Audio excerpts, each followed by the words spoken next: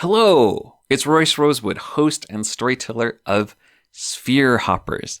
So I am getting ready to start playing through part 2 of Sphere Hoppers. And in order to sort of organize my thoughts and prepare my storytelling brain, and also to help any new viewers who want to kind of jump in right into the action, I've decided to do a recap of everything that has happened so far.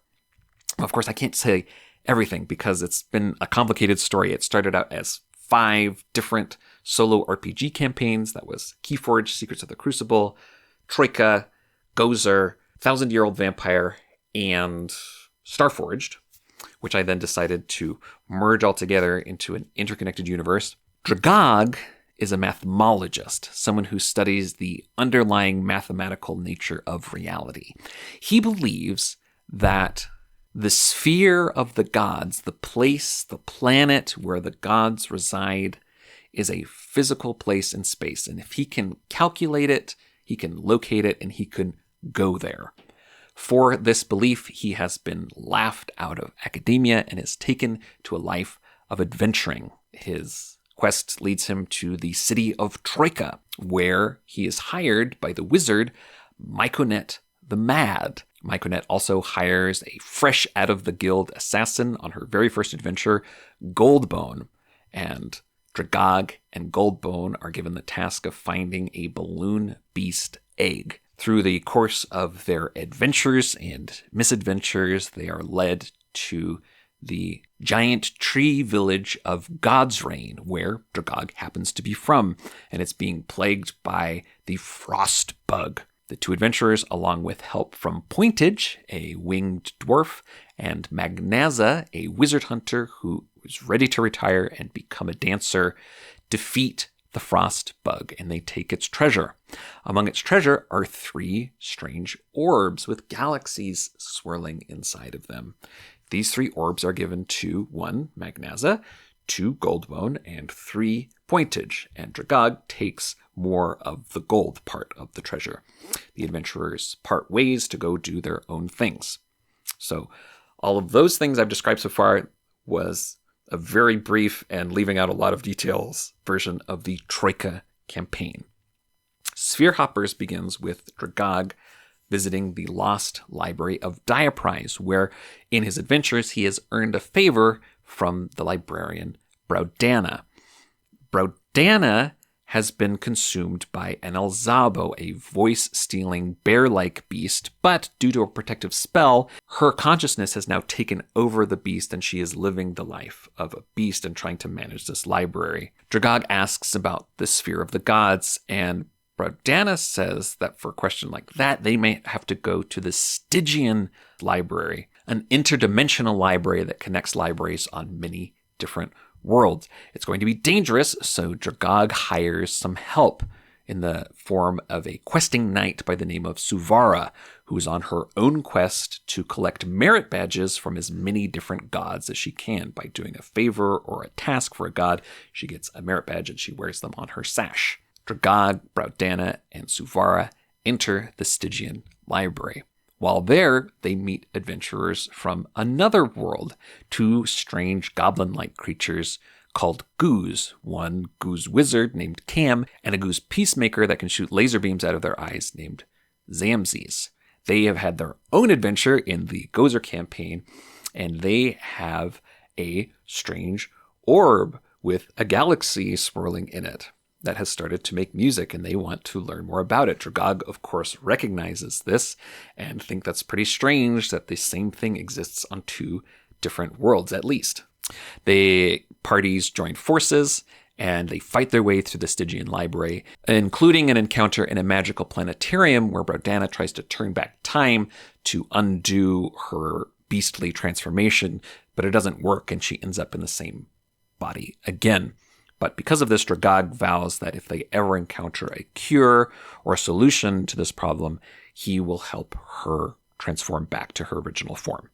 Eventually, the party meets Luichpelt, a archivist lich who's been living in the Stygian library for hundreds of years, and they learn that these orbs are called the Orbs of Raoria, and it just so happens that these are the keys to unlocking the location of the Sphere of the gods. There are 6 in total.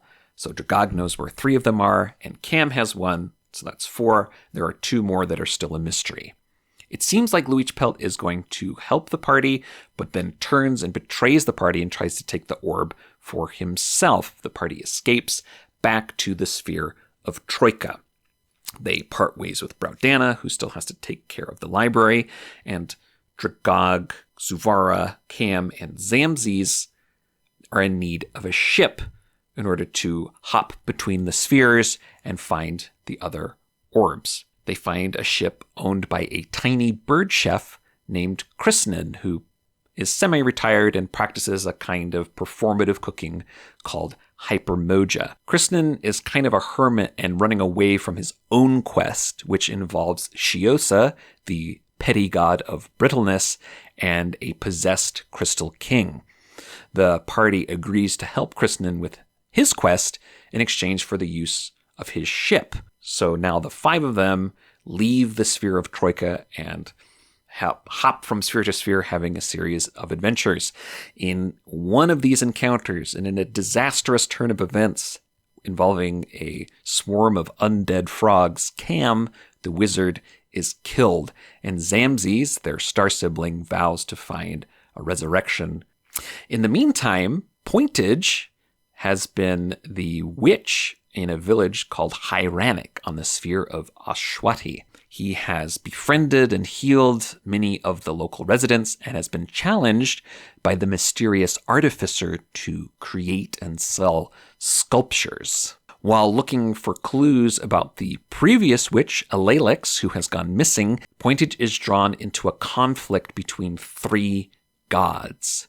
The stag, a magical creature with a flock of albatrosses, the devourer, a giant subterranean worm, and the temple shaker, whom the artificer is working with to build a god-killing weapon called the Blade of the Temple Shaker. Pointage decides to join the side of the devourer, and it is about this time that the crew of the Prosperous Performance arrives, and Dragog asks Pointage for the orb. In exchange, Pointage wants the party to help him perform the Ritual of Ink, which will summon the Devourer.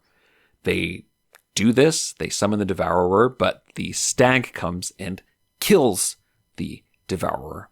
Then Alalix, the missing witch, comes out of hiding, but fails to kill the stag. The party regroups, and in a desperate bid goes to the artificer to see if they can negotiate use of the Blade of the Temple Shaker. It turns out the secret identity of the artificer is actually Luichpelt, the archivist lich from the Stygian library, who tries to take the 2 orbs of Rioria now for himself. The party is able to neutralize the lich and defeat his army of automatons and steal the Blade of the Temple Shaker. They set a trap for the stag and are able to stab and kill the stag, whose blood runs down to the devourer, reviving it. The dragon comes down from the mountain and explains this was all part of a cycle of birth and death that everyone was enacting. And before they can think about that too much, the party and all of the villagers who are there and the village and the surrounding environments are all picked up and transported and dropped onto the Crucible, the patchwork world at the center of the universe built by the mysterious architects, and also the setting for the Keyforge campaign. And that is where we pick up. So, are we going to meet Fabum Regisaurus of the Saurian Arbitrators Guild from the Keyforge campaign? Almost certainly.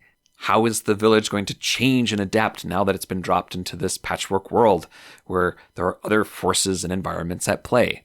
We'll find out.